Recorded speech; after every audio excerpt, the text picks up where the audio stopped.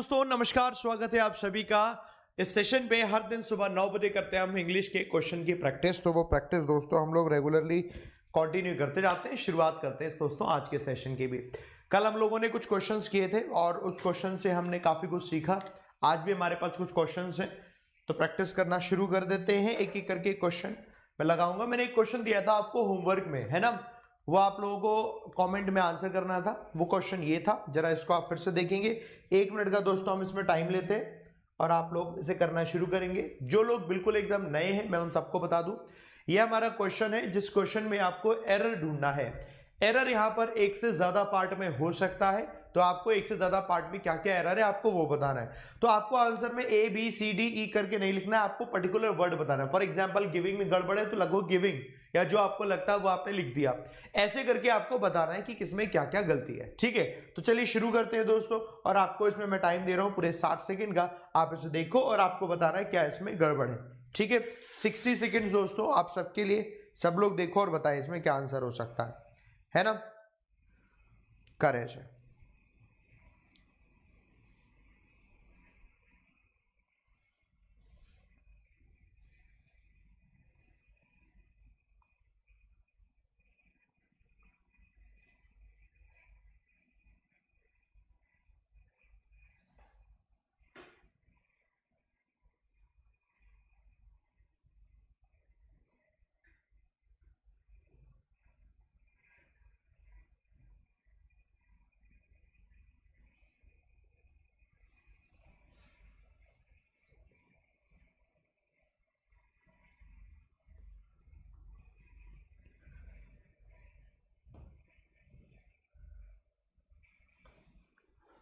Okay, done हो गया अपना 1 मिनट कंप्लीट। मुझे बताएं दोस्तों क्या आप लोगों ने चूज किया है, एक एक करके बताएं। एक्सेस टू करके लिखा है, अनरेस्पॉन्सिव हो जाएगा, बाय नहीं होगा, सेंटर्स में कुछ होगा, प्रिविलेज्ड हो जाएगा। ओके, अब एक एक करके पढ़ते हैं दोस्तों।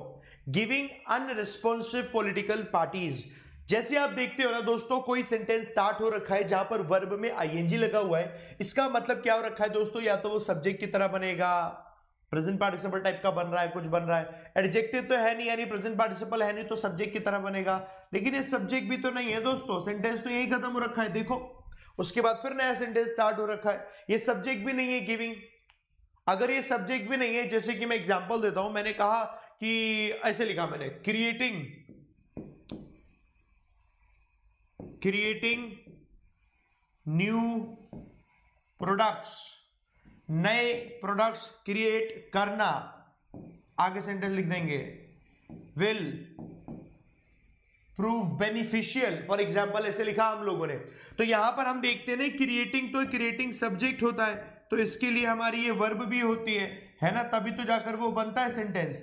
अब जैसे आपने यहां देखा गिविंग अनरेस्पॉन्सिव पॉलिटिकल पार्टीज, तो यहीं से देखकर आपको पता चल गया कि यार ये गिविंग दिया है ना, गिविंग में गड़बड़ है, क्योंकि गिविंग सब्जेक्ट की तरह तो यूज हो ही नहीं रहा। और अगर सब्जेक्ट की तरह दोस्तों यूज नहीं हो रहा तो यानी कि ये गलत हो गया। अब इसमें हमें कुछ चेंज करना पड़ेगा। नाउ द पॉइंट कम्स, जब ऐसा ऐसा करके कुछ भी दिया हो तो आपको डायरेक्टली फिर वो आईएनजी हटाकर आपको थर्ड फॉर्म लगाना पड़ेगा, जिससे वो वर्ब बनेगा। अभी यहां पर दो सब्जेक्ट तो बन नहीं पा रहा है, वर्ब बन जाएगा जो पैसिव बनता है। अगर हमने इसे गिवन कर दिया तो वर्ब की थर्ड फॉर्म हो गई। ये तभी तो यूज होती है वर्ब की थर्ड फॉर्म जब पैसिव होता है दोस्तों, है ना। ये तभी तो यूज होती है जब पैसिव होता है। यानी कि सेंटेंस कैसा हो रखा है, गिवन अनरेस्पॉन्सिव पॉलिटिकल पार्टीज, मतलब ये हमें पता है। जैसे हम कहते हैं गिवन दी सिनेरियो, सिनेरियो जैसा कि दिया गया है, given the data, given the available information, यानी जो चीज हमारे पास है जिसके बारे में पता है उसके लिए हम कह देते हैं गिवन है। अगर आप मैथमेटिक्स में आप लोगों ने अपने 10th 12th ग्रेजुएशन में पढ़ा होगा तो आपने कई बार ऐसा पढ़ा होगा, गिवन दैट, जैसा कि पता है, जैसा कि ज्ञात है, सुना है इस तरीके से। वो चीजें आपकी पैसिव होती हैं। जरा मुझे बताएं, आप सब लोग रेस्पॉन्ड करके बताएं कैसे करके हमें समझना होता है। तो वो चीज आपकी गिवन यहां इस वजह से लगेगी। पहली गड़बड़ से जो थी वो समझ में आई, अनरेस्पॉन्सिव पॉलिटिकल पार्टीज, बिल्कुल ठीक है। कैसी पॉलिटिकल पार्टी में, जो कि अनरेस्पॉन्सिव है, वो चीजों को रिस्पॉन्ड नहीं करती समय से, तो वो अनरेस्पॉन्सिव कहलाएंगी। तो हमने देखा गिवन अनरेस्पॉन्सिव पॉलिटिकल पार्टीज, जैसा कि हमें पता है कि अनरेस्पॉन्सिव पॉलिटिकल पार्टीज है। समझ गए इसका मतलब। जैसा कि हमें पता है कि अनरेस्पॉन्सिव पॉलिटिकल पार्टीज हैं, citizens can access, citizens access कर सकते हैं centres of power, centres of power, ना कि सेंटर्स फॉर पावर। दूसरी गड़बड़ मालूम पड़ी, क्या एक्सेस कर सकते हैं? Centres of power. इसे हटा देता हूं मैं। क्या एक्सेस कर सकते हो दोस्तों? सेंटर्स ऑफ पावर, ना कि centres for power. For wrong हो जाएगा, सेंटर्स ऑफ पावर वो एक्सेस कर सकते हैं। Citizens can access centres of power and privilege. अब देखो, centres of power and privilege पढ़ा, फिर आगे लिखा हुआ है by through a vibrant civil society. अब एक दूसरा रूल दोस्तों ये कहता है इंग्लिश का कि कभी भी ऐसा नहीं हो सकता कि दो प्रीपोजिशन किसी एक ही पर्पस यानी एक ही नाउन के लिए यूज हो रखी हो। ये भी प्रीपोजिशन है ना, और ये भी प्रीपोजिशन है। तो ऐसा कभी नहीं होगा कि दो प्रीपोजिशन है सिर्फ एक ही के लिए यूज हो रखी है, गड़बड़ हो जाएगी ना। अब हम इन दोनों को यू कनेक्ट कर रहे हैं, प्रिविलेज को एक वाइब्रेंट सिविल आगे सोसाइटी, इसको कनेक्ट कर रहे हैं, तो आपको एक ही प्रीपोजिशन लगानी पड़ेगी ना, और ये बाय आपको हटाना पड़ेगा। थ्रू से बनेगा, क्योंकि थ्रू का मतलब किसी चीज के जरिए, किसी चीज के जरिए। आप पढ़ के देखिए, देखो क्या क्या बना दोस्तों। गिवन अनरेस्पॉन्सिव पॉलिटिकल पार्टीज, जैसा कि हमें पता है कि अनरेस्पॉन्सिव पॉलिटिकल पार्टीज है। Citizens can access centres of power, citizens access कर सकते हैं centres of power and privilege, पूरा है centres of power and privilege, क्या करके? Through a vibrant civil society, vibrant civil society के जरिए वो ऐसा एक्सेस कर सकते हैं। This is what we have, ये है जो कि आपका बनेगा एकदम सही आंसर। नाउ टेल मी दोस्तों, क्या ये समझ में आया? क्यों ये करेक्ट है? क्या ये सबको समझ में आया? मुझे बताएं। बात समझ में आ रखा है ना? पॉइंट सबको समझ में आ रखा है? मुझे बताएं कि बाय को क्यों रिमूव करेंगे हम और थ्रू क्यों लगाएंगे। अब मैं आपको एक बाय का कॉन्सेप्ट और बताता हूं। हम बाय को भी लगाते हैं किसी काम को करने के जरिए बताते हैं, तब वो कैसे लगाते हैं देखो। जैसे कि आपने क्या कहा कि ऐसे लिखा कि the people of the state, state के जो लोग हैं, है ना, कैन एक्सेस, एक्सेस किसी भी चीज का एक्सेस है, can access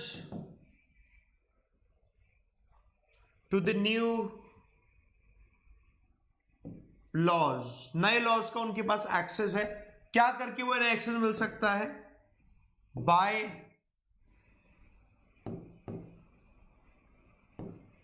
submitting there documents, अपने डॉक्यूमेंट सबमिट करके। तो जब हम बताते हैं कि कोई काम करके आपने कुछ अचीव किया, कोई काम करके आपने कुछ, अरे यार तो हट गया, रुक जाओ,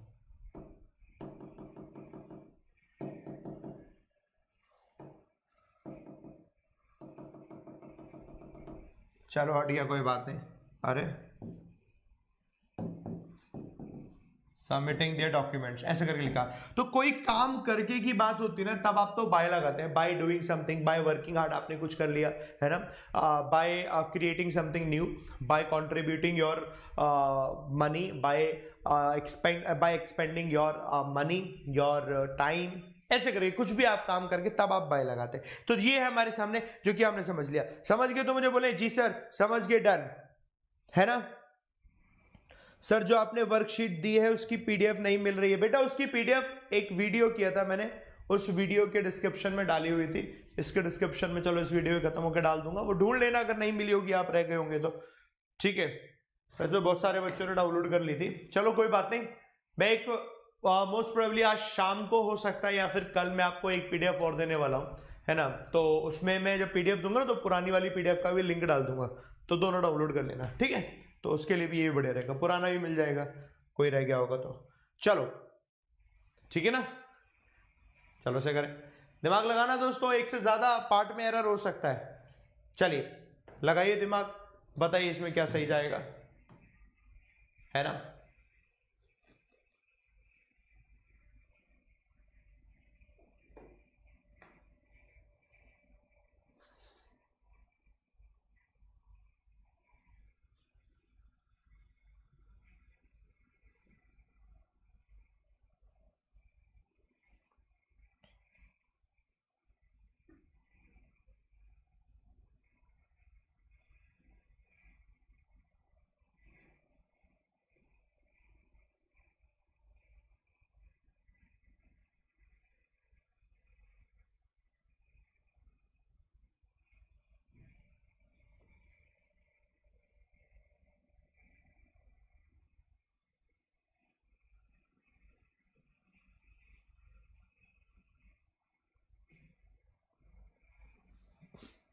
डन, हो गया अपना टाइम खत्म। क्या लगा रहे हैं आप लोग? कंट्री आएगा, एक तरफ मीट आ सकता है, हेड्स हो सकता है, पढ़ते हैं सुनते हैं, है ना, क्या बन सकता है ये सुनते हैं। The head of government of countries which are member of the Commonwealth meet for the awareness on social issues। तो कॉमनवेल्थ मीट है एक, तो सबसे पहले तो आपने इसको सबको पढ़ा, एक सेंस जनरल समझा। कई लोगों ने कहा कॉमनवेल्थ मीटिंग हो जाएगा, तो ऐसे मैं आपको बात बताऊं, बिल्कुल नहीं, मीट एब्सोल्युटली करेक्ट है। मीट आपका खुद नाउन की तरह भी यूज होता है, वो मीटिंग जो है ना, मीटिंग भी करेक्ट होता है, मीटिंग भी करेक्ट होता है। मीटिंग का मतलब है सब लोग मिलकर एक डिस्कशन कर रहे हैं, वो आपकी एक मीटिंग ही कहलाती है। मीट आपका गलत नहीं है, मीट भी एब्सोल्युटली करेक्ट है। जैसे कोई टर्म हम बताते हैं, एक कॉमनवेल्थ मीट है, तो एक कॉमनवेल्थ मीट क्या हो गया, एक वो मीट हो गया जहां पर सब लोग इकट्ठा हो रहे हैं किसी एक चीज पर डिस्कशन करने के लिए। Meet is also the absolutely correct word, वो आपका गलत नहीं होगा, क्योंकि मीट भी आपका नाउन की तरह यूज होता है, मतलब वर्ब की तरह भी यूज होता है और नाउन की तरह भी यूज होता है, मतलब गलत नहीं होगा, आपको ये मानना पड़ेगा। बात समझ में आ रखी है? तो ऐसा मत करना कि कहीं अगर मीट लिखा हुआ है तो हटा के मीटिंग कर दिया आपने, ठीक है। मीट होता है मिलना, बेसिकली कि आप मिल रहे हैं किसी से। और मीटिंग एक्चुअली क्या होता है कि एक शेड्यूल्ड प्रोग्राम है फॉर एग्जांपल, और वहां पर आप चेंजेस नहीं कर सकते। फॉर एग्जांपल आपके ऑफिस है, उस ऑफिस में एम्प्लॉय सब एक किसी काम के लिए मीटिंग कर रहे हैं, मतलब कहने का मतलब वो मिल रहे हैं, एक बार डिस्कशन कर रहे हैं, तो वो मीटिंग हो गई। बट अगर हमने कहा कि वहां पर हम मीट लगा देंगे तो वो गलत हो जाएगा। अब हमने कहा किसी पर्टिकुलर पर्पस के लिए सब लोग मिल रहे हैं और फिर उस पर डिस्कशन होगा, तो आपकी मीटिंग भी हो सकता है, वो आपका मीट भी हो सकता है, वहां दोनों करेक्ट होते हैं। तो यहां पर जैसे मीट लिखा है, ये एब्सोल्युटली करेक्ट है, सबसे पहले तो हमने दिमाग में रखा। अच्छा, गलती कहां आ रही है? The head of government of countries, countries है, कंट्रीज के गवर्नमेंट के हेड, तो हेड एक तो होगा नहीं, कंट्रीज कई सारी है, तो हमें ऐसे करके लगाना पड़ेगा, दी हेड्स ऑफ, सभी कंट्रीज के हेड होंगे ना, दी हेड्स ऑफ गवर्नमेंट, गवर्नमेंट के जो हेड्स है, दी हेड्स ऑफ गवर्नमेंट, गवर्नमेंट के जो हेड्स है वो किसके? Of the countries. अब हम जब ऐसे करके बात करते हैं, हमें आर्टिकल दा लगाना पड़ता है ना, ऑफ द कंट्रीज, क्योंकि यहां पर हम एम्फेसाइज कर रहे हैं वो हेड्स की बात करें, हेड्स है, कंट्रीज की गवर्नमेंट के हेड्स है, तो पर्टिकुलर कोई कंट्रीज होंगी उनके पर्टिकुलर हेड्स की बात करें, तो आपको यहां आर्टिकल दा लगाना पड़ेगा, the heads of country, government तो बीच में लिखा हुआ है, तो वो आपको टर्म कंफ्यूज करने के लिए हेड ऑफ गवर्नमेंट पूरा टर्म है, हेड ऑफ गवर्नमेंट, तो आप उसमें गवर्नमेंट को कुछ और मत समझना। तो हेड ऑफ गवर्नमेंट है, हम ऐसे लगाते हैं हेड ऑफ गवर्नमेंट, और हेड ऑफ गवर्नमेंट का जब प्लूरल करना पड़ता है ना, तो इसके प्लूरल में हम हेड्स ऑफ गवर्नमेंट करते हैं, वो गवर्नमेंट्स नहीं करते, समझ गए? जब इनका हमें प्लूरल करना पड़ता तो हम हेड्स ऑफ गवर्नमेंट करते हैं। इस चीज को दोस्तों याद रखना, हेड्स ऑफ गवर्नमेंट्स नहीं करेंगे, ये आपका सिंगुलर हो गया है ना, ये आपका प्लूरल हो गया, ऐसे करके। तो वही हमने देखा, द हेड्स ऑफ गवर्नमेंट, ये प्लूरल हो गया, the heads of government of the countries, countries के heads of government which are members, फिर ये प्लूरल होगा क्योंकि प्लूरल की बात हो रही है, which are members of the Commonwealth meet for the awareness on social issues. बाकी एब्सोल्युटली करेक्ट है, इसमें जो गड़बड़ आई सिर्फ ये दो गड़बड़ आई, मतलब तीन गड़बड़ आ गई, ए में आ गया, बी में आ गया और सी में आ गया, डी और ये एब्सोल्युटली करेक्ट है। बताओ समझ में आ गया दोस्तों?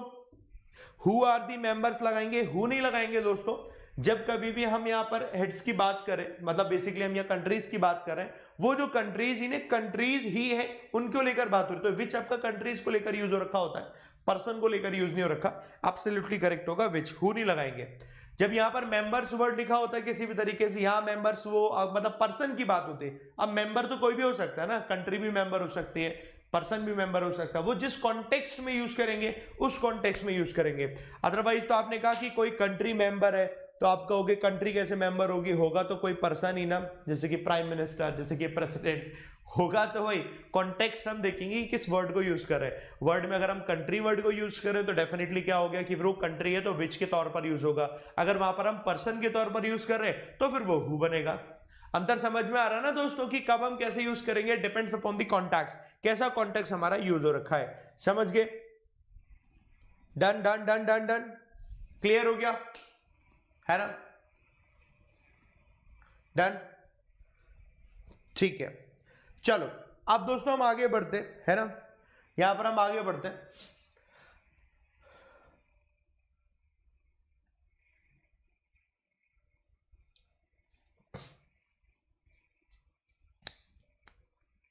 पता है इसमें एक गड़बड़ और है, एक गड़बड़ और है इसमें। अवेयरनेस लिखा हो रहा है, अभी डिस्कशन होता ना तो आपका ऑन हो जाता, बट ये अवेयरनेस है ना, इसके साथ ऑन नहीं आएगा। जिस चीज की अवेयरनेस होती है हमेशा ऑफ लगाते हैं, इस चीज को और याद रखो। For example awareness of current affairs, awareness of surroundings, awareness of your subjects, awareness of what ever happens, जो भी होता है अवेयरनेस। जिस चीज की आप अवेयरनेस लगाते हो ना दोस्तों, उस चीज की अवेयरनेस के लिए आपको ऑफ प्रीपोजिशन लगानी होगी। इसको और ध्यान रखना, ये मैंने अभी ध्यान नहीं दिया था, ये रह गया था। समझ गए? क्लियर है दोस्तों सबको? बता दें जी सर एब्सोल्युटली क्लियर है हमारा, डन, कोई दिक्कत कोई समस्या नहीं। समझ गए? Very good. वैसे मैं आप लोगों को एक बात और बता देता हूं, है ना, जो कि आपके काम की है, वो ये है इस सैटरडे का एक शेड्यूल है, उस शेड्यूल को ध्यान रखना। आपका इंग्लिश का टेस्ट है इस सैटरडे, है ना, जैसा कि रहता है हर बार। तो ये है इंग्लिश टेस्ट, ये टेस्ट होगा दिस सैटरडे, है ना, और सैटरडे 17 तारीख है ना। मैं यहां पर पूरा लिख देता हूं शेड्यूल क्या रहने वाला है 17 अप्रैल को। शेड्यूल दोस्तों आपका मॉर्निंग से ही शुरू हो जाएगा इस बार, मतलब 7 AM एडिटोरियल जो होता है यूट्यूब पर, वो एडिटोरियल ना होकर इस बार आपका टेस्ट होगा, टेस्ट 1, ठीक है। 7 AM, 8 AM, 9 AM, मैं ये 3 टेस्ट आपके इस बार ले रहा हूँ। टेस्ट 1, ये टेस्ट 2 और ये आपका टेस्ट 3, 3 तो ये। उसके बाद एक टेस्ट आपका शाम को होगा 7 PM। मुझे बीच का एक टाइम चाहिए होगा खाली, तो उस खाली टाइम में मैंने यहाँ पर रख लिया। बाकी है टेस्ट 4। देखिए यार मेरे दिमाग में एक चीज़ आ रखी थी कि एक काम करते हैं, इस सैटरडे मुझे कुछ काम है, तो इस सैटरडे क्या करते हैं कि टेस्ट ना लूँ मैं, बट फिर मैंने सोचा कि ले रहा हूँ अब ये आप लोगों के लिए, तो मुझे टाइम चाहिए होगा। इस चक्कर में दिन भर मेरा काफ़ी बिजी है इस सैटरडे, इस वजह से, बट फिर मैं मॉर्निंग में क्लास ले रहा हूँ आप लोगों की। तो ये अच्छा है, इसका फ़ायदा उठाना, बहुत मेहनत से क्लास लेनी पड़ती है दोस्तों, और अपने सारे कामों को थोड़ा साइड में करते हुए सबको स्ट्रीमलाइन करके चलना पड़ता है। और उसमें अगर आप लोग फ़ायदा नहीं उसका उठाओगे तो सबसे बेकार है। फ़ायदा उठाओ, हज़ारों बच्चे फ़ायदा उठाते, आप बिल्कुल नहीं, अगर आपको नहीं पता आप भी फ़ायदा उठाना। ये दिस सैटरडे टेस्ट है, सबको समझ में आ गया, रेडी है? आएंगे क्या? मुझे कमेंट बाय बॉक्स पे लिखकर बताओ कि यस सर आएंगे हम लोग। इस सैटरडे ये रहेगा टेस्ट आपका दोस्तों। ये आपका अनअकैडमी स्पेशल क्लास जो होती है ना, वहाँ पर ये टेस्ट होता है। अनअकैडमी स्पेशल क्लास पर आपका ये टेस्ट होता है, और उसके लिए आपको क्लास ओपन करने के लिए कोड पूछेगा, and this is your code AVP 10। ये आपका कोड होता है क्लास ओपन करने के लिए। कोड जो पूछता है ना, वो यही कोड होता है, ये आपका ओपन करने के लिए, क्लास ओपन करने के लिए यही सेम कोड होता है। जब आप अनअकैडमी सब्सक्रिप्शन लेते हो तो इसी कोड का सब्सक्रिप्शन लोगे तो 10% डिस्काउंट मिलेगा, सारी क्लासेस मिल जाएंगी अनअकैडमी की। ये एक बेनिफिट है, उठा लेना इसका बेनिफिट, ठीक है। क्लासेस कैसे ढूंढोगे? एज इट इज, नए बच्चे हैं चलो एज इट इज ध्यान रखना। लर्निंग ऐप आप ओपन करोगे, मेरा नाम ढूंढोगे, वहां पर आपको क्लास मिलेगी, ठीक है। जरा देखो दोस्तों, इसको देखो, इसको आप आंसर करेंगे सभी लोग, कम ऑन, है ना।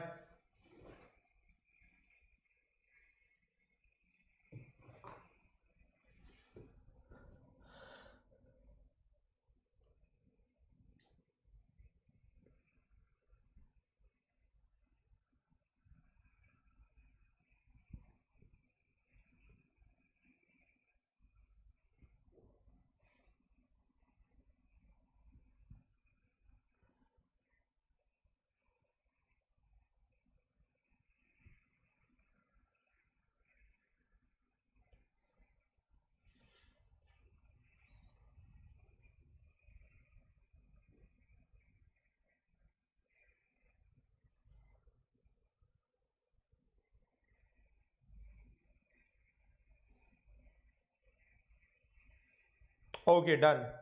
क्या लगा है? एक तो आप, मुझे लगता है सबने पहचान लिया यहाँ पर। गुड्स तो एक एब्सोल्युटली सबने पहचान लिया, इसमें तो मुझे लगता है किसी को कुछ बचे ही नहीं ना। ये तो सबने पहचान लिया कि सर यहाँ तो गुड्स आ जाएगा, हाँ वेरी गुड, सबने पहचान लिया गुड्स आ जाएगा, चलो शाबाश। The market condition when goods and services are not freely available. दूसरी गलती मालूम पड़ गई। The market condition when goods and services are not freely available and that the prices is relatively high is seller's market। तो आपने देखा पहली गड़बड़ तो यहां पर आ गई, गुड्स एंड सर्विसेज में इधर आ गई, हमने यहां लिख दिया, ठीक है।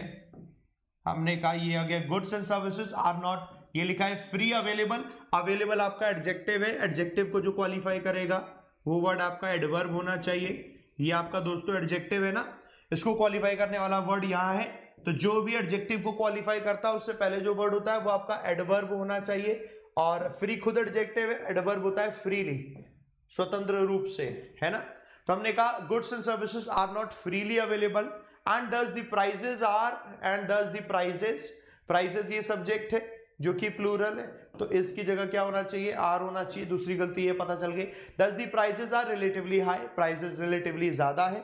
ये इज सेलर्स मार्केट, ये सेलर्स मार्केट है। ये इज किसकी वजह से आया दोस्तों, ये है आपकी वर्ब और इसका सब्जेक्ट है दोस्तों ये मार्केट कंडीशन जो कि सिंगुलर था।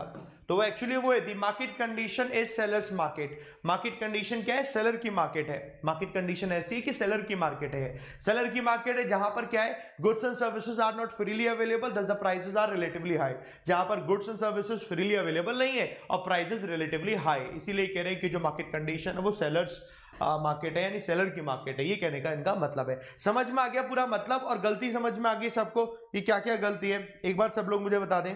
एवरीवन, सबको समझ में आ गया और गलती क्या जा रही है ये समझ में आ गई। ये छोटी छोटी चीजें दोस्तों डेली प्रैक्टिस करते जाओगे तो सीखते जाओगे एक एक करके।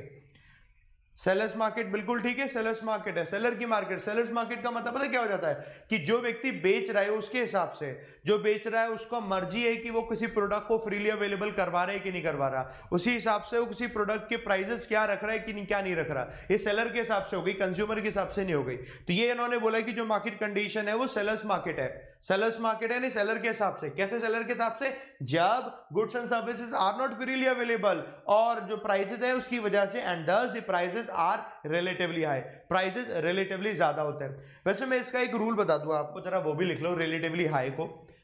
किसी के दिमाग में अगर ये आ रखा हो कि सर यहां अगर रिलेटिवली हाई की जगह अगर रिलेटिवली हायर लिखते तो शायद और सही रहता, ऐसा सुनने में हो सकता है सही लगे बट वो गलत होता है।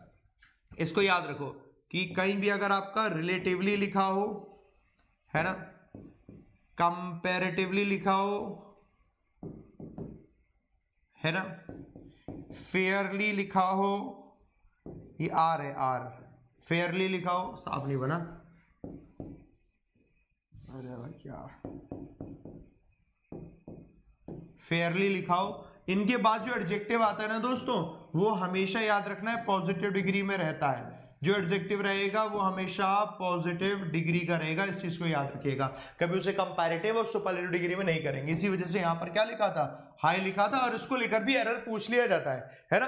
रिलेटिवली उसके बाद एडजेक्टिव दे देंगे, फेयरली के बाद एडजेक्टिव दे देंगे, कंपैरेटिवली के बाद एडजेक्टिव दे देंगे। एक्चुअली ऐसा क्यों होता है मैं आपको बताता हूं, क्योंकि ये खुद एक तरीके का कंपेयर ही कर रहे होते हैं, कंपैरिजन ही बता रहे होते हैं, तो इसलिए हमें एडजेक्टिव को फिर कंपैरेटिव डिग्री में लिखने की जरूरत नहीं होती। ये जैसा दिया होता है एब्सोल्युटली वो करेक्ट माना जाता है, जैसा दिया होता है दोस्तों वो एब्सोल्युटली करेक्ट माना जाता है। समझ गई बात दोस्तों? तो मुझे बताएं जी सर वी गॉट इट, हमें समझ में आ गया, डन है ना। हाँ, जब एक कंपेयर करके बता रहे हो दूसरे को कंपेयर वाले वर्ड को लिखने की जरूरत नहीं होती, कोई जरूरत नहीं होती, उसे आपको करेक्ट हो जाएगा एब्सोल्युटली। ये हो गया, आ जाओ नेक्स्ट क्वेश्चन पे आते हैं दोस्तों। इस पे दिमाग लगाएंगे आप सभी लोग, कम ऑन, इसको देखेंगे, कोई दिक्कत समस्या आएगी तो बताना, ठीक है। चलो बताओ इसको।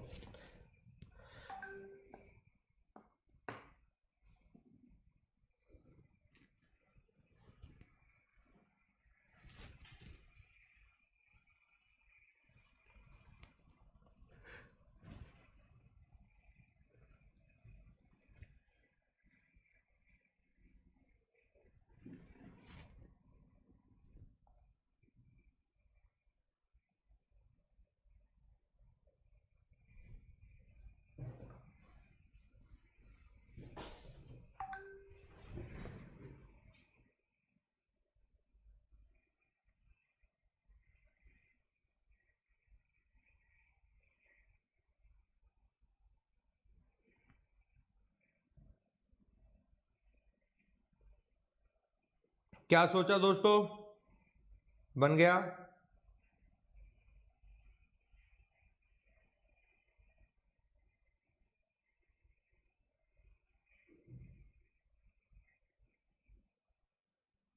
डन।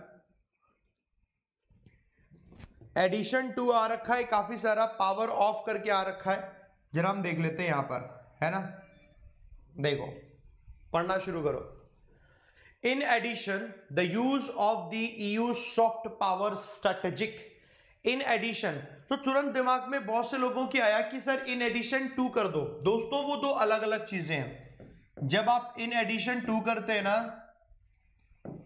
इन एडिशन टू, तब आप इससे कुछ ऐड कर रहे होते हैं ना। इन एडिशन टू समथिंग, किसी चीज को तो आप यहां लगा रहे होते हो। In addition to something, in addition to something में कोई वर्ड यहां पर होता है, कोई सब्जेक्ट होगा या कोई ऑब्जेक्ट होगा, कोई वर्ब होगी, कुछ तो यहां पर होगा, तब आप इन एडिशन टू लगाते हैं। जिसका मतलब इसके साथ साथ कुछ और भी, एक चीज के साथ साथ कुछ और भी। मैं लिख के बताता हूं एग्जांपल के तौर पे कैसे। हमने लिखा इस तरीके से, in addition to working with you I work with other people too। तुम्हारे साथ काम करने के साथ साथ मैं औरों के साथ भी काम करता हूँ। सेंटेंसेस ही ऐसे होते हैं, and it is something which has different use, पूरा अलग यूज हो गया यहाँ पर। अब वही चीज अब यहां पर सिर्फ इन एडिशन करके आती है, तो इन एडिशन का मतलब और क्या अतिरिक्त है, इसके अलावा और क्या है। इन एडिशन मतलब इसके अलावा और क्या है। फिर यहां पर वो कुछ और ऐड करके नहीं लिखे थे, समथिंग समवन करके कुछ सेंटेंस नहीं बन रहा होता, बस वो इन एडिशन शुरू में लिखा है, उसके बाद फिर नया सेंटेंस होता है, वो सेंटेंस ही एकदम नया होता है। तो अंतर है ना दोनों बातों में। और इन एडिशन अकेला वो इतना एब्सोल्युटली करेक्ट होता है, तो इन एडिशन टू लिखने की जरूरत नहीं, क्योंकि वो सेंटेंस नया होता है। हम कैसे पहचानेंगे, हम तो पहचान लेंगे कि भैया सेंटेंस नया है, देखो ये सेंटेंस ही नया है, उससे थोड़ी कनेक्ट हो रहा था। Use of use soft power, है ना। तो ये एब्सोल्युटली यहां तक सबको समझ में आ गया। मुझे बताओ इन एडिशन और इन एडिशन टू का यूज समझ में आ गया दोस्तों? मुझे एक बार सब लोग बताओ, दोनों सबको समझ में आ गया ना, है ना। एक बार सब लोग लिख दो, ठीक। अब गलती कहां है, the use of use soft power strategy, ये गड़बड़ है। सॉफ्ट पावर स्ट्रेटेजी होना चाहिए ना, नाउन की जरूरत है, सॉफ्ट पावर स्ट्रेटेजी होना चाहिए, soft power strategy. In the region was immediately challenged by China and Russia, resulting in a competition between किसमें, जिसमें between होगा वहां नाउन प्लूरल आएगा, between powers for leadership, between powers for leadership।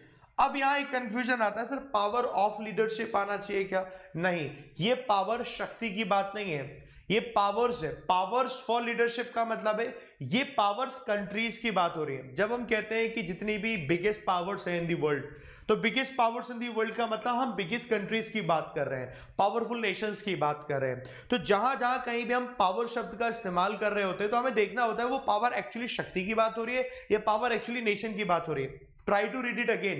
In addition the use of use soft power strategy, इनकी जो soft power strategy है इन the reason में, वो इमीडिएटली चैलेंज की गई चाइना और रशिया के द्वारा। तो यहाँ जो पावर स्ट्रैटेजी है ये एक्चुअली शक्ति वाली है, ये पावर वाली शक्ति वाली है। उसके बाद क्या, रिजल्टिंग इन कॉम्पिटिशन। फिर क्या कॉम्पिटिशन बन गया बिटवीन किनके बीच में, पावर्स फॉर लीडरशिप में। ये पावर्स फॉर लीडरशिप, ये powers for leadership in Nations के बीच में। आप कहेंगे कि कंपटीशन बढ़ गया बीच में, किसके बीच में? क्या शक्ति के बीच में कंपटीशन होगा? नेशंस के बीच में होगा। तो एक्चुअली ये पावर्स लगाना पड़ेगा आपको, ये वो पावर नहीं है कि वो शक्ति वाला पावर नहीं है। बात समझ में आ रही है दोस्तों? बात समझ में आ रही है दोस्तों? तो that is why powers for leadership, absolute powers के बीच में कंपटीशन है, between powers for leadership. Now tell me दोस्तों, क्लियर है ना सबको? है ना सबको? बढ़िया, फर्स्ट क्लास, बहुत बढ़िया। चलो यही चीज दोस्तों हमें ध्यान रखनी होती है। ये छोटी छोटी चीजें, छोटे छोटे पॉइंट्स हैं, दिमाग में रखोगे, याद रहेगा, आपको ज्यादा टाइम तक याद रहेगा। ठीक है, आओ अगला क्वेश्चन देख लेते हैं। अगला क्वेश्चन मैं वैसे होमवर्क में दे रहा हूं आपके लिए, this is for your homework. इसे आप स्क्रीनशॉट लो, इसका आंसर करेंगे आप कमेंट बॉक्स पर। सब लोग इसका आंसर करेंगे कमेंट बॉक्स पर, उसके बाद हम लोग दोस्तों इसे खत्म करते हैं। ठीक है, डन हो गया, फिनिश।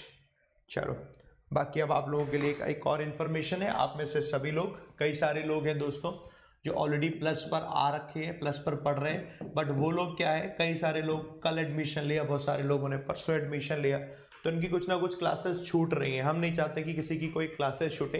तो वैसे आज हम लोगों ने एक प्लान किया है कि आज और कल 2 दिन के लिए क्लासेस को रोका हुआ है। उन 2 क्लासेस को हम आगे वाले दिन करेंगे। ये 2 दिन का टाइम आपको दे रखा है कि जो भी अभी लेट आया है, पहले आया, क्योंकि क्लासेस बहुत सारी हो गई ना, 12 क्लास हो गई, 4 क्लास हर दिन हो रही है, 3 क्लास 3 दिन हो गई, 12 क्लास तो आपकी यही हो गई, और 1.5 घंटे की क्लास तकरीबन 18 घंटे की क्लास हो गई। तो अगर हम कॉन्टिन्यूस क्लास लेते रहेंगे ना दोस्तों, तो दिक्कत ये हो जाएगी कि जो लोग थोड़ा लेट आए वो बेचारे रह जाएंगे। तो हम लोगों ने एक प्लान किया है कि सैटरडे संडे अपने पास है, सैटरडे संडे का इस्तेमाल करो, और 2 दिन के लिए अभी क्लास को रोक दिया हमने, सिर्फ 2 दिन के लिए, आज की क्लास और कल की class, Arun sir, Vishal sir, Puneet sir, Abhijit sir, चारों की क्लास। तो वो अभी फिलहाल 2 दिन के लिए रोक लिया है। उन सबके लिए बेनिफिट, जो लेट आए, जो पहले आए, जो टाइम से देख पा रहे हैं, नहीं देख पा रहे हैं, लाइव नहीं देख पा रहे हैं, जो भी है, आपके पास ये टाइम मिलेगा, इस पूरे को कवर कर लो, ताकि मैं नहीं चाहता हूं कि जब हम शुरुआत करें तो शुरुआत करने में कोई पीछे रह जाए। आप में से कोई भी पीछे नहीं रहना चाहिए। जो नहीं है वो डेली पढ़ो, रेगुलर पढ़ो, चाहे लाइव नहीं पढ़ पा रहे हो आप ऑफलाइन पढ़ो, आप लेकिन उसे रेगुलरली पढ़ो। ये बताओ स्टेप कैसा है, बढ़िया है कि नहीं, ये मुझे बताओ। ये इन्फॉर्मेशन है, सबको दे भी देना, ये इन्फॉर्मेशन है, सबको दे भी देना। और देखो मैं यहाँ पर सबका टाइम बता दे रहा हूँ। टाइमिंग क्या है, 12 बजे मेरी क्लास होती है, 12 PM से लेकर 1:30 PM ये मेरी क्लास है, ठीक है। यहाँ लिख देता हूँ मैं इंग्लिश, सबसे पहले मैं ही पढ़ाता हूँ यहाँ पर इंग्लिश। उसके बाद दोस्तों 1:30 PM से लेकर 3 PM, है ना, 1:30 PM से लेकर 3 PM मैथ्स की क्लास। उसके बाद 3 PM से लेकर 4:30 PM ये क्लास होती है दोस्तों रीजनिंग की क्लास। उसके बाद 4:30 PM से लेकर 6 PM ये क्लास होती है दोस्तों जीए की क्लास। ये 4 क्लासेस हैं, और अभी तक की सिर्फ 3 क्लास हुई है, ठीक है, 3 क्लास हुई है अभी तक की, 3 दिन की। अब यही है कि ये जो 3 क्लासेस हैं, है ना, ये 3 क्लासेस हैं, आज की क्लास नहीं है और कल की क्लास नहीं है, टुडे एंड टुमारो। मैं यहां लिख देता हूं टुडे एंड टुमारो। आज और कल वाली अभी क्लास हम लोग नहीं लगाएंगे, उसको अभी स्किप करके हम आगे शिफ्ट करेंगे। 2 दिन के लिए भी आपका ऑफ रहेगा, प्लस वाले सभी स्टूडेंट के लिए ये 2 दिन के लिए ऑफ रहेगा। और इन 2 दिन में ये अभी 18 घंटे की क्लास हो चुकी है ना, मैं चाहता हूं आप में से सभी लोग वो 18 घंटे की क्लासेस कंप्लीट कर लें। जो लोग लेट आए हैं, लाइव नहीं देख पाए, ऑफलाइन देखते हैं, कुछ रह गया, छूट गया, ताकि जब फ्रॉम मंडे ऑनवर्ड से हम लोग शुरुआत करें तो किसी को कोई दिक्कत नहीं होगा, सीधे सीधे चलते चले जाएंगे। तो ये एक अच्छा बढ़िया स्टेप बन जाएगा, और ये इसका फायदा उठा लो सभी लोग। आप में से वो लोग जो लोग अभी तक नहीं आ पाए थे, नहीं जुड़ पाए थे, वो अभी भी जुड़ सकते हो। टाइम आपके पास भी 4 दिन का है, बढ़िया उसे कवर कर लेना। इस कोड का इस्तेमाल करके सब्सक्रिप्शन लेना दोस्तों, आपका यहाँ पर डिस्काउंट मिल जाएगा 10%। इसका फायदा उठाओ सभी लोग, इस कोड का इस्तेमाल करना, टीम एवीपी का कोड है जब आप सब्सक्रिप्शन लेंगे। और कोड आपको ये लगाना है, कोई और कोड मत लगाना आपको दोस्तों। हमारे पास भी पता रहता है आपका डेटा, कौन कितने स्टूडेंट, कितना किसका ग्रोथ हो रखी है, कितना सीख रहे हैं, कितना नहीं, ठीक है। बाकी खत्म करते हैं दोस्तों, bye bye, take care, love you all, जय हिंद, जय भारत, थैंक यू दोस्तों।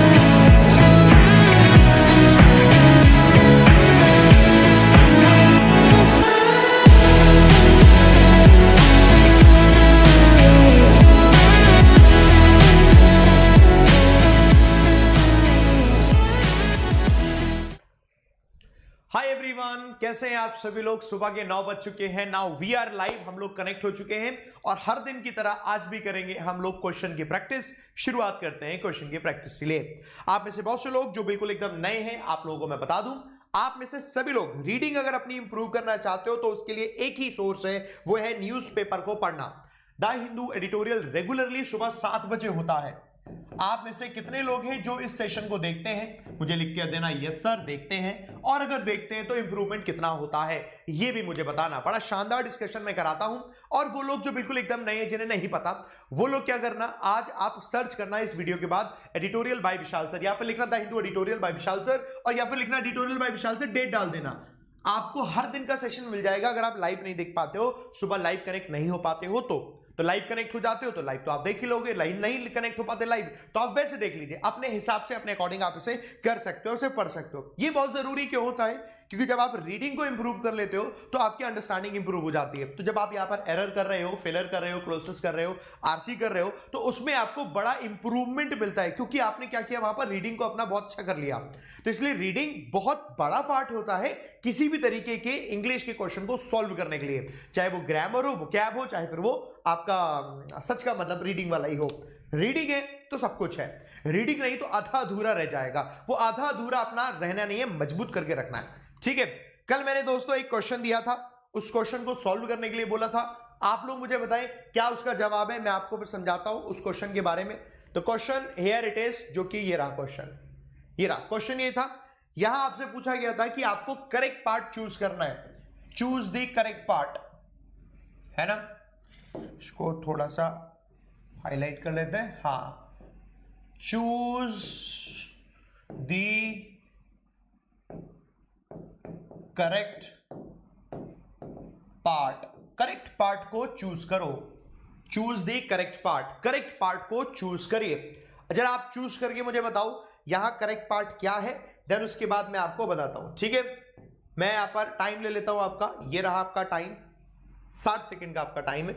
ठीक है, चूज करेंगे, देखेंगे, फिर आप बताएंगे आंसर।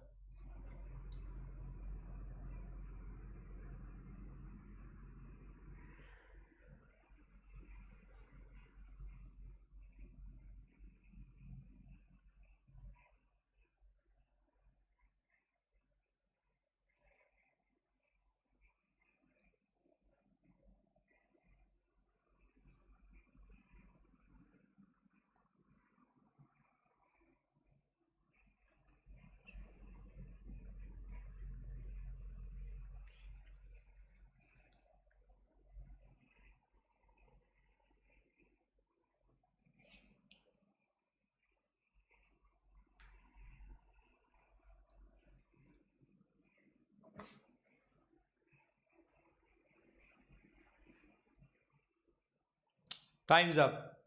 क्या आंसर आया दोस्तों आप लोगों का? वैसे सब लोगों ने अपने अलग अलग आंसर दिए। ऑप्शन 4 आ रहा है, 2 आ रहा है, सी आ रहा है। पढ़ते हैं ना क्या बन रहा है दोस्तों, इसको पूरे को पढ़ते हैं। मैनी सदर्न पॉलिटिक्स लीडर्स, बहुत सारे सदर्न पॉलिटिक्स लीडर्स हैं, वर इन दी इन्वेजन आर्मीज, जो कि इन्वेजन आर्मीज में थे, एंड इट रिकमेंडेड, और उन्होंने रिकमेंड किया, अगेंस्ट टोटल एनेक्सेशन, टोटल पूरा संपूर्ण रूप से एनेक्सेशन करने को अगेंस्ट थे, बिकॉज ऑफ द डिफरेंसेस, क्योंकि मतभेद थे पॉलिटिकल कल्चर में, against the United states and Mexico. ये तो हमने थोड़ा थोड़ा इसका मतलब जाना। मतलब जब आप जान रहे थे तो एक चीज आपके दिमाग में पूरी तौर पर आई होगी, मैनी सदर्न पॉलिटिक्स लीडर्स, आपका ये गलत हो रखा है दोस्तों, मैनी सदर्न पॉलिटिक्स लीडर्स गलत हो रखा है, मैनी सदर्न पॉलिटिकल लीडर्स होना चाहिए। लीडर्स आपका नाउन है, नाउन की क्वालिटी बताएगा कोई वर्ड तो वो आपका एडजेक्टिव होना चाहिए। पॉलिटिक्स तो खुद नाउन होता है, आपको एडजेक्टिव चाहिए। तो आपकी पहली गलती क्या है यहां पर, पॉलिटिकल लीडर्स, पहली गलती ये आई, सबने पहचान ली दोस्तों।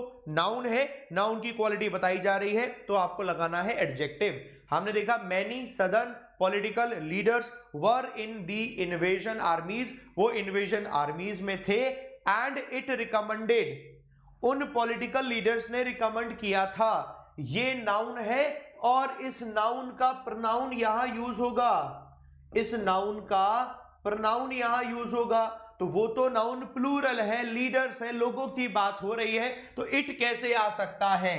इट तो बिल्कुल नहीं आ सकता दोस्तों। यहां क्या होना चाहिए? यहां आपका दे होना चाहिए। क्या होना चाहिए दोस्तों? यहां आपका दे होना चाहिए। यह हो जाएगा इस तरीके से, एंड दे रिकमेंडेड, और उन्होंने रिकमेंड किया against total annexation, total annexation के अगेंस्ट उन्होंने रिकमेंड किया। ये बात सबको समझ में आई दोस्तों? ये दो छोटी छोटी चीजें जिसको आपने समझना है। सब मेरे को बताओ जरा, सबको क्लियर हो रखा है? यहां पर आपके कमेंट रुक गए क्या? हाँ, आ गया, ठीक है। टोटल एनेक्सेशन डन, परफेक्ट, ठीक है। तो उन्होंने रिकमेंड किया टोटल एनेक्सेशन, मतलब होता है किसी भी चीज को अपने कब्जे में कर लेना फोर्सफुली, तो उसका उन्होंने रिकमेंडेशन, उन्होंने कहा कि भैया रिकमेंडेशंस के अगेंस्ट है। बिकॉज ऑफ किसकी वजह से? बिकॉज ऑफ द डिफरेंसेस, जो मतभेद है उसकी वजह से। अब आपने देखा, देखो ये वाला पार्ट है, इसमें कोई गड़बड़ नहीं आई अभी, है ना?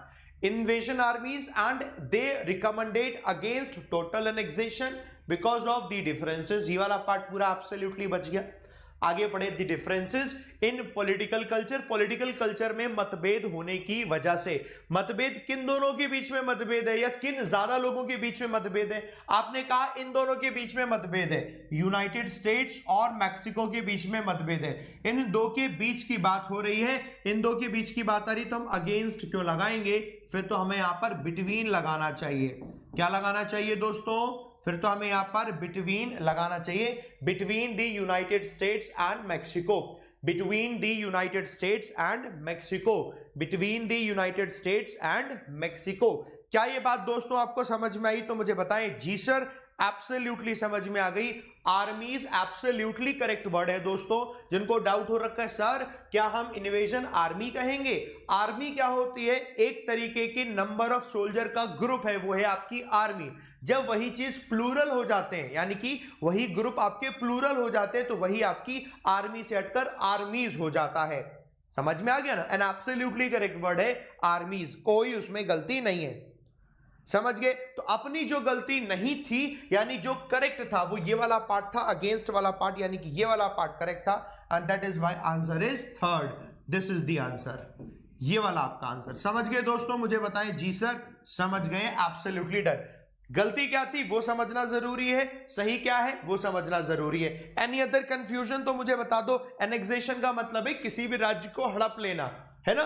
फोर्सफुली हड़प लेना, दैट इज एनेक्सेशन, उसे हम कहते हैं एनेक्सेशन, फोर्सफुली कब्जे में कर लेना। समझ गए? डिफरेंट नहीं होगा, डिफरेंस करेक्ट होगा। नाउन की जरूरत है, आर्टिकल लगा हुआ है, article the, because of what, किस चीज की वजह से चीज है वो, डिफरेंस, डिफरेंस हो गए मतभेद। समझ गए? विचारों को लेकर जो मतभेद होते हैं वो आपके डिफरेंसेस, इस सेंस में यहां पर ये यूज हुआ है। समझ गए? डन, परफेक्ट ना? चलो आगे बढ़ चलते हैं दोस्तों। ये अपना क्वेश्चन हो गया, अच्छे से सबको समझ में आ गया? मुझे बताएं। जी सर, समझ गए, बढ़िया। और समझ में आ गया तो थम्स अप क्यों नहीं दे रहे हो? थम्स अप दे दो जल्दी से, फटाफट से, जल्दी से थम्स अप दे दो सभी लोग। अगला क्वेश्चन आपके लिए ये रहा, जल्दी से थम्स अप दो। अगला क्वेश्चन दोस्तों आपके लिए ये रहा, इसे करेंगे आप सभी लोग, कम ऑन। इसमें आपको सिर्फ गलती बतानी कि गलती यहां पर क्या है, चेक करो, सिर्फ गलती बतानी है, गलती यहां पर दोस्तों क्या है।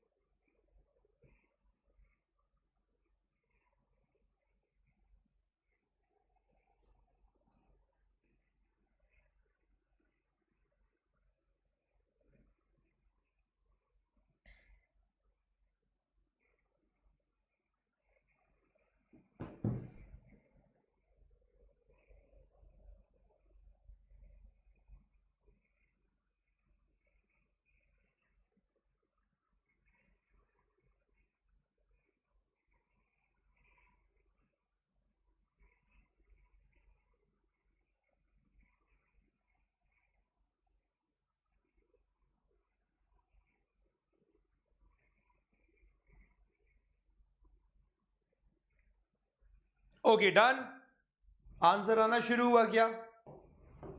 बताओ। वैसे तो यहां पर बहुत से लोगों ने सीधे तौर पे बता दिया सर वर की जगह वॉज हो जाएगा, खत्म। और होता ऐसा है कि जरूरी नहीं होता कि वर की जगह वॉज ही होगा। दो तरीके की सिचुएशन हमें ध्यान रखनी होगी। आप लोगों को याद है बचपन में आपने एक तरीके का सेंटेंस सुना होगा कि वो मुझसे ऐसे बातें करता है जैसे कि वो मेरा बॉस हो। He talks to me as if he were my boss. He talks to me as if he were my boss. तो सेंटेंस हमने लिखा इस तरीके से, उसको साथ में लिखेंगे तो आपको समझ में आएगा।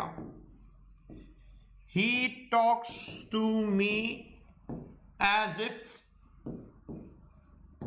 ही were my boss.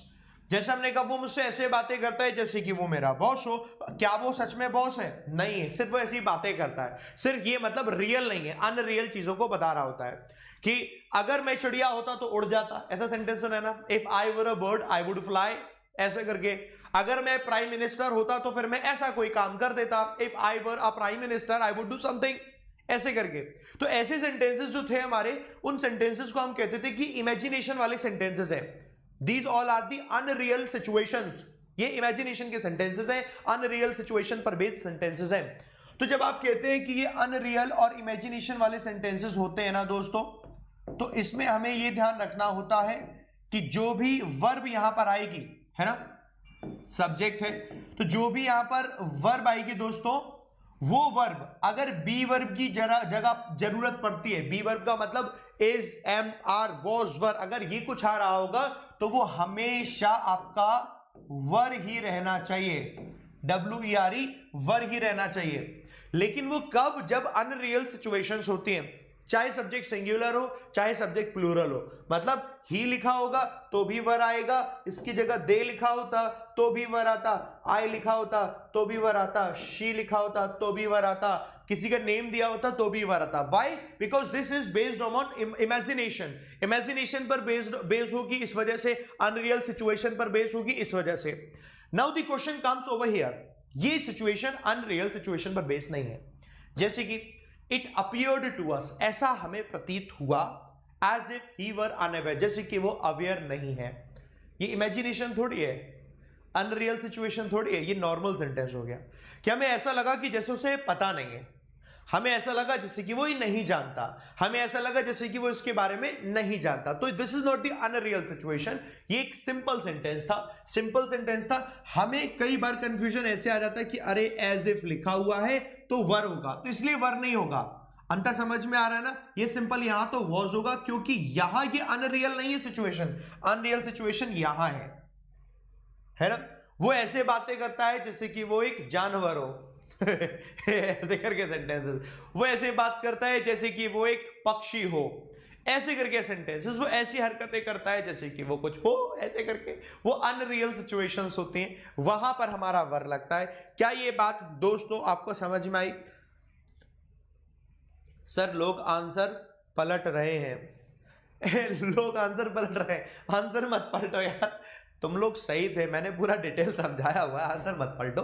Was he correct होगा, पूरा समझते हैं सेंटेंस क्या है। इट अपीयर्ड टू अस, ऐसा हमें प्रतीत हुआ, as if he was unaware, जैसे कि वो अनअवेयर हो, ऑफ एनी इन्वेस्टिगेशन, किसी भी इन्वेस्टिगेशन के बारे में, इनटू एलिगेशंस, जो एलिगेशंस यानी आरोप लगाए गए, that he may have mistreated, कि हो सकता है उसे मिसट्रीट किया जा सकता है स्टाफर्स के द्वारा, mistreated staffers by instructing them, उन्हें इंस्ट्रक्ट करके to run personal errand for him and his wife. Personal errand लिखा है, इरेंड का मतलब है पर्सनल ग्रज, पर्सनल दुश्मनी निकालने के लिए। ऐसा हो सकता है, ऐसा हो सकता है उनके साथ, तो वो हो सकता है। तो ये वाली बात तो मे दिया एब्सोल्युटली करेक्ट होगा, इसे हम माइट करेंगे नहीं क्योंकि ये फ्यूचर पॉसिबिलिटी को बता रहा है। और जो बात पहले की थी कि हो सकता है वो अपीयर ना हो, वो ऐसा अपीयर होता है कि वो अवेयर ना हो, तो वो सब आपका पास में रहेगा। तो मे का माइट नहीं करेंगे, इस चीज को भी ध्यान रखना, मे का माइट नहीं करेंगे क्योंकि आप बोल रहे हैं कि ऐसा हो सकता है, ये फ्यूचर की करके बात कर रहा है, तो वहां तो पॉसिबिलिटी फ्यूचर की, उसे माइट नहीं करेंगे, उसे माइट नहीं करेंगे। बताओ सबको समझ में आया दोस्तों? मुझे बताएं, सबको समझ में आया? एब्सोल्युटली डन है ना? कोई समस्या प्रॉब्लम तो नहीं? डन है सबका? बढ़िया, चलो बढ़िया। इन्वेस्टिगेशन के साथ इनटू आता है, इसे याद कर लो। Investigation into allegations, investigation into any topic, any case, any matter, आपका इनटू लगाओगे इन्वेस्टिगेशन के बाद में, ठीक है। चलो आगे बढ़ चलते हैं दोस्तों। इसके बाद अगले क्वेश्चन, सबको समझ में आ गया ना? वेरी गुड, बढ़िया बढ़िया बढ़िया। इसमें देखो जरा, ये अब तो हमारा छोटा सेंटेंस है, उस छोटे सेंटेंस को आप लोग सकता है सब बता तो दोगे, मैंने आसान से देने की कोशिश की है। इसमें देखो 1 2 3 4 5 पार्ट है, और यहां पर एक से ज्यादा पार्ट में एरर हो सकती है। ये मत सोचना कि एक पार्ट में एरर है, एक से ज्यादा पार्ट में एरर हो सकती है, नो एरर वाला नहीं है ये, ठीक है। आपको बताना एक से ज्यादा पार्ट में एरर है तो क्या होगी। ये ले लो अब 60 सेकेंड्स, कम ऑन। एक से ज्यादा पार्ट में एरर होगी वो आपको बताना है।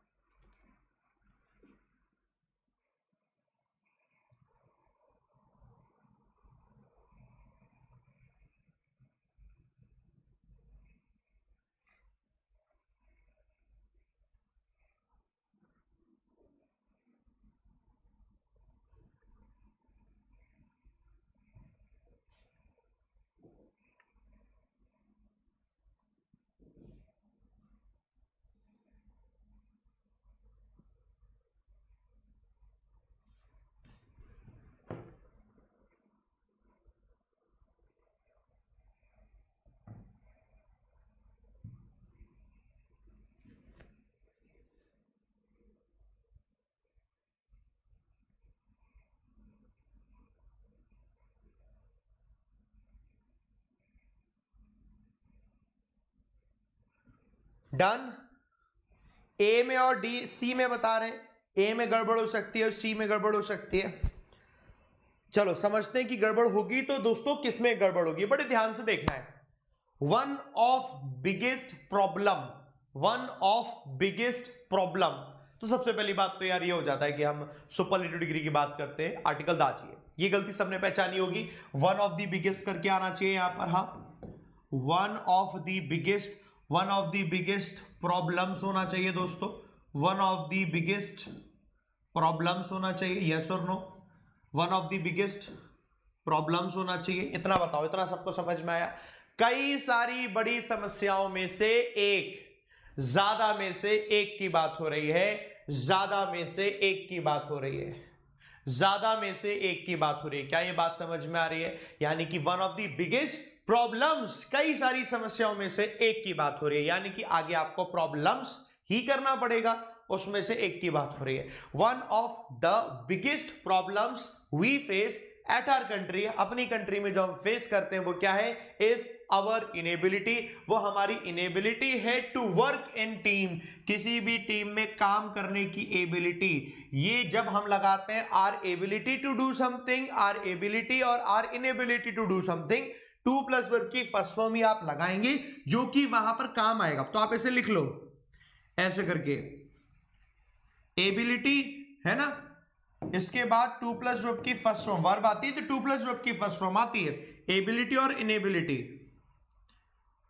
ठीक है। एबिलिटी और इनेबिलिटी, एबिलिटी और इनेबिलिटी दिया होगा तो 2 के साथ वर्ब की फर्स्ट फॉर्म होगी, or ability to do something, or inability to do something, यानी कि दूसरी गलती दोस्तों आपकी ये आई।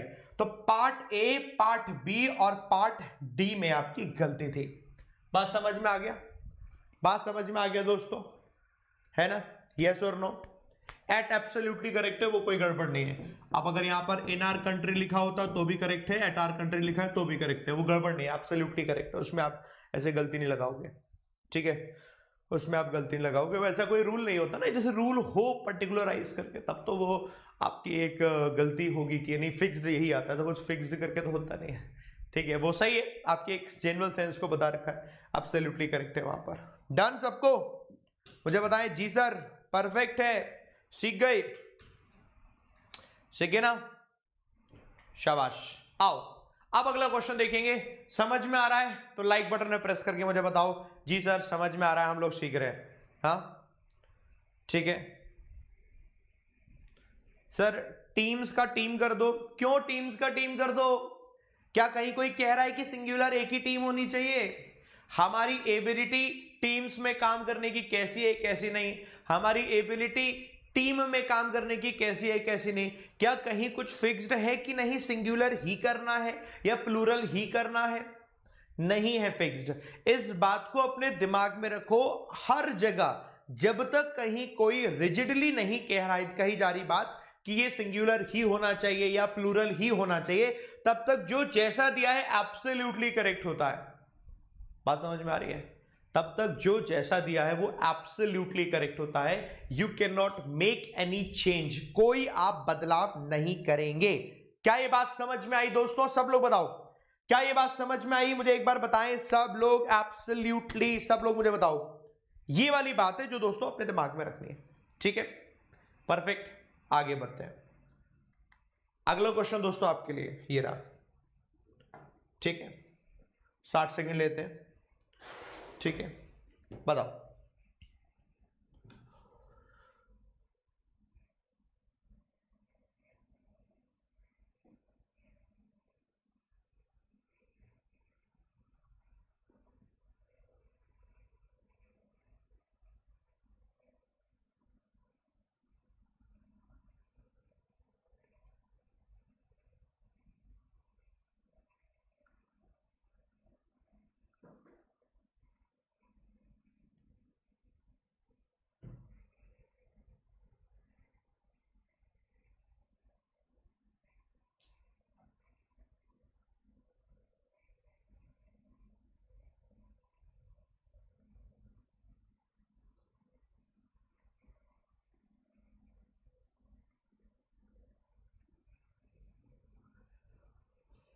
चलो भैया, टाइम्स अप, समय खत्म हो गया, आंसर आना शुरू हो गया। सबसे पहले तो यहां पर यही आ रखा है कि सर हैव की जगह हैज कर देना है और ईच कर देना है। तुम लोग ऐसे जवाब देते हो जिसका कोई लेना देना नहीं है, वो उसमें तो कोई गड़बड़ी नहीं है। New knowledge and new veg, नया ज्ञान और नए तरीके, नया ज्ञान और नए तरीके सब्जेक्ट है हमारा। ये सब्जेक्ट 1 है, ये सब्जेक्ट 2 है, ऑटोमेटिकली सब्जेक्ट आपका प्लूरल है, ये सब्जेक्ट आपका प्लूरल है। New knowledge and new ways for understanding the world of good और bad have always been part of every society. ये सब्जेक्ट की वर्ब यहां आई जो लिखी है हैव, ये तो पूरी तरीके से करेक्ट है, इसमें कोई गड़बड़ नहीं है। New knowledge and new ways to understand the world, गलती आई पहले यहां पर, टू अंडरस्टैंड द वर्ल्ड। आप किसी भी चीज के काम के बारे में बताते हैं तो टू प्लस वर्ब की फर्स्ट फॉर्म लगाते हैं। फॉर आप यूजुअली तब लगाते हैं जब वो नाउन आ रखा होता है किसी भी चीज को लेकर, है ना? हमने कहा न्यू नॉलेज फॉर यू, तो करेक्ट होगा for. New knowledge for the students, तो करेक्ट होगा for. New knowledge new ways for the solution, correct होगा। कुछ भी आप नाउन और प्रोनाउन लगाओगे तब फॉर लगेगा।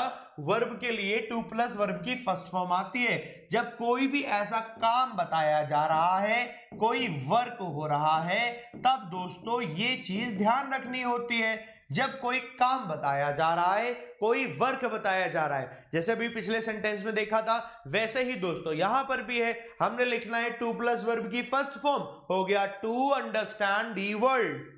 To understand the world for good और बैड, अच्छे के लिए और बुरे के लिए। ऑफ गुड और बैड नहीं, फॉर गुड और बैड। फॉर गुड अच्छे के लिए और खराब के लिए, दोनों के लिए। दुनिया को समझने के नए तरीके और नया ज्ञान, नया ज्ञान। New knowledge and new ways, क्या करने के लिए? To understand the world, world को समझने के लिए। फॉर गुड एंड बैड, अच्छे और बुरे दोनों चीज के लिए, अच्छे के लिए भी समझना, बुरे के लिए भी समझना। फॉर गुड और बैड दोनों के लिए, फॉर गुड और बैड दोनों के लिए। बात समझ में आ रही है? फॉर गुड और बैड दोनों के लिए। Have always been part of every society, ये हर एक सोसाइटी का हिस्सा है। Have always been part of every society, हर एक सोसाइटी का हिस्सा है। अब ये एवरी सोसाइटी लिखा है, इसकी जगह ईच सोसाइटी कर दोगे तो क्या ये ज्यादा, इसमें 4 चांद लग जाएंगे क्या? जब वो करेक्ट है एवरी सोसाइटी तो काहे को ईच कर रहे हो? करेक्ट है every society, why to change it? कुछ भी चेंज करने की जरूरत नहीं है, एब्सोल्युटली करेक्ट है।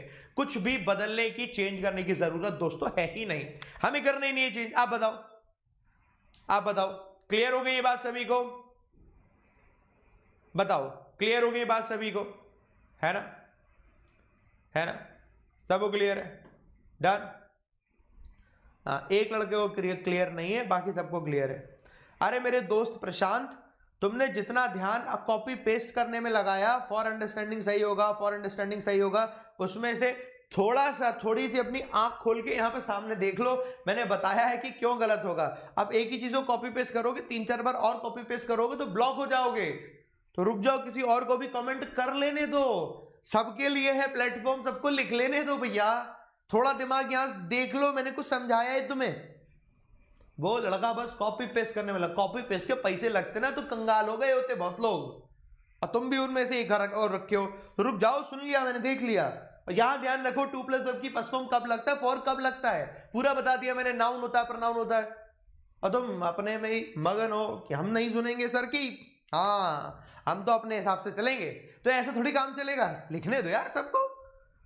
चलो समझ में आ गया यहां तक, आगे बढ़ते हैं, अगला क्वेश्चन देखेंगे। And here it is. इसके बाद ये रहा, इसको करो। वैसे मैं आपको स्क्रीनशॉट ले लो, काफी टाइम भी हो गया, अब तो 40 मिनट ऑन रखा है, आप स्क्रीनशॉट ले लो इसका, ठीक है। बस इसे करना आप होमवर्क में, ठीक है, इसे करेंगे आप दोस्तों होमवर्क में, ये सेशन आपका, ठीक है। बाकी हम खत्म करते हैं आज दोस्तों। आपके लिए कुछ इंपॉर्टेंट इंफॉर्मेशन है, आओ जुड़ जाना। पहली इंपॉर्टेंट इंफॉर्मेशन स्पेशल क्लास की है। आप में सभी लोग जो मेंस की क्लासेस को पढ़ना चाह रहे हैं, कुछ क्वेश्चंस मेंस में कैसे आते हैं, इंग्लिश को सीखना चाहते हैं, तो आपके लिए फ्री क्लास ये होती है मेंस की। आप जरा आना, आप सब लोग ना प्रैक्टिस के लिए। तो आपकी आज शाम की स्पेशल क्लास 7 बजे ये होगी। उसके अलावा 12 अप्रैल से जो बैच शुरू किया हम लोगों ने, उसकी सिर्फ अभी एक क्लास हुई है, एक क्लास इंट्रो हुआ और एक क्लास हुई है। आप उसको कभी भी देख सकते हो। जिसने एनरोल नहीं किया वो एनरोल करो और डेली पढ़ो, डेली पढ़ो, एक दिन भी नहीं छूटना चाहिए। और जिसका एक दिन छूट जाए उसको वीडियो को ऑफलाइन देख ले। जिसने एनरोल नहीं किया एनरोल कर लेना। टाइमिंग देखो, इंग्लिश मेरी 12 से 1.5 होती है, 1.5 घंटा। मैथ्स 1.5 से 3 होती है। रीजनिंग 3 से 4.5 होती है। जीएस 4.5 से 6 होती है। ये है आपकी टाइमिंग। आप आना। जो लोग नए हैं अनअकैडमी पर, जिन्होंने सब्सक्रिप्शन नहीं लिया, वो सब्सक्रिप्शन ले लेना। इस कोड को लगाना AVP10। जब आप इस कोड को लगाओगे 10% ऑफ मिलेगा, फायदा इसका उठाओ। टीम AVP आपको सारा सब्सक्रिप्शन मिलेगा। Arun sir, Vishal sir, Puneet sir और अभिजीत सर भी हमारे साथ में होंगे। समझ गए दोस्तों? ये आपके लिए बेनिफिट यहां मिलेगा। कैसे सब्सक्रिप्शन लेना है मैं आपको बताता हूं। Very simple step. आप अनअकैडमी लर्निंग ऐप डाउनलोड करके इंस्टॉल करेंगे। इंस्टॉल हो गया, फिर आपने अपना यहाँ पर गोल सेलेक्ट करना है। आपका गोल है बैंक एग्जाम, है ना। आपने अपना गोल सेलेक्ट करना है। बहुत ध्यान से चूज किया करो गोल। कई बार स्टूडेंट ना यहाँ दिक्कत कर देते हैं, वो बैंक की जगह SSC चूज कर लेते हैं, कुछ और चूज कर लेते हैं। ये बड़े ध्यान से देखना, ठीक है। फिर गड़बड़ हो जाएगी तो दिक्कत हो जाएगी। तो आपने बैंक एग्जाम चूज किया और देख लेना, बैंक एग्जाम चूज करने के बाद ही आपको सब्सक्रिप्शन लेना है। 12 महीने का सब्सक्रिप्शन टैप करना है आपको, और यहाँ लिखा होगा हैव अ रेफरल कोड। लिखा है छोटा सा हैव अ रेफरल कोड। यहाँ पर आपको एक कोड लगाना है AVP10। यही कोड जो हम वहां पर बता रहे थे, बड़े ध्यान से देखना। ये कोड आपको यहाँ लगाना, बाकी रेस कर देना। इस कोड को लगा के अप्लाई करोगे, फी डिस्काउंट वाली प्राइस में दिख जाएगी। आपने सब्सक्रिप्शन ले लेना है। सब्सक्रिप्शन हो गया, उसके बाद आपको एक एक करके सबके टीचर के नाम सर्च करने। मेरा नाम सर्च करो विशाल परियार, मैं मिल जाऊंगा। अरुण सर का नाम सर्च करो, अरुण सिंह रावत सर मिल जाएंगे। पुनीत सर का नाम सर्च करो, पुनीत कुमार शर्मा सर मिल जाएंगे। अभिजीत सर का नाम सर्च करो, अभिजीत मिश्रा सर मिल जाएंगे। सबके नाम सर्च करो, सबकी प्रोफाइल आ जाएगी। प्रोफाइल लेने के बाद ऐसे प्लस पर आना, फॉलो कर लेना उन्हें, प्लस पे आना, उनका कोर्स यहाँ दिख जाएगा। 12 बजे मिलेंगे दोस्तों वहाँ उसके लिए। और आज शाम को 7 बजे मैं प्लान कर रहा हूँ, शाम को 7 बजे हम वहाँ मिलते हैं। तो करो, बढ़िया से तैयारी करो। पूरा का पूरा सेशन आपके लिए फर्स्ट क्लास। तो दोपहर 12 बजे से शाम 6 बजे तक पूरा पैक कर लो बढ़िया तरीके से, और 6-6 घंटे बढ़िया से तैयारी करो फर्स्ट क्लास तरीके से, ठीक है। और बाकी करते हैं दोस्तों खत्म। कोई दिक्कत समस्या आएगी तो आप मेरे को बताना, ठीक है। तब तक के लिए bye bye, take care, love you all, जय हिंद, जय भारत। थैंक यू दोस्तों, थैंक यू।